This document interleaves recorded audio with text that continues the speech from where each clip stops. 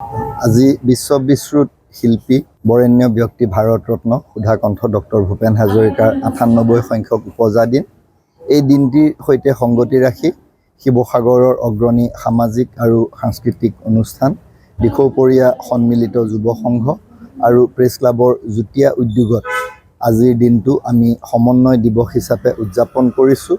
আৰু এই উপলক্ষে আমি ডক্টৰ ভূপেন হাজৰিকাৰ প্ৰতিমূৰ্তিৰ সন্মুখত বন্তি প্ৰজ্বলন কৰি তেখেতৰ প্ৰতি শ্ৰদ্ধাঞ্জলি জ্ঞাপন কৰাকে প্ৰমুখ্য কৰি আজি সুধা সন্ধ্যা শীৰ্ষক এটি সাংস্কৃতিক অনুষ্ঠানৰ আয়োজন কৰিছোঁ। এই সাংস্কৃতিক অনুষ্ঠানটিত আমাৰ স্থানীয় শিল্পীসকলে ডক্টৰ ভূপেন হাজৰিকাৰ সৃষ্টিৰাজিৰ অনুৰণন কৰিছে।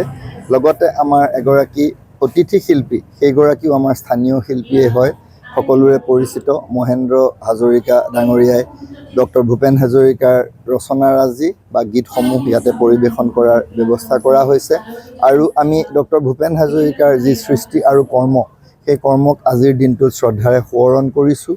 অসমীয়া জাতি, অসমীয়া ভাষা সাহিত্য সংস্কৃতিৰ প্ৰতি তেখেতৰ যি অনবদ্য অৱদান, বিশাল অৱদান, সেই অৱদানক আমি শ্ৰদ্ধাৰে সোঁৱৰণ কৰিছোঁ আৰু বৈকুণ্ঠ স্থিত তেখেতৰ আত্মাৰ চিৰশান্তি কামনা কৰিছোঁ।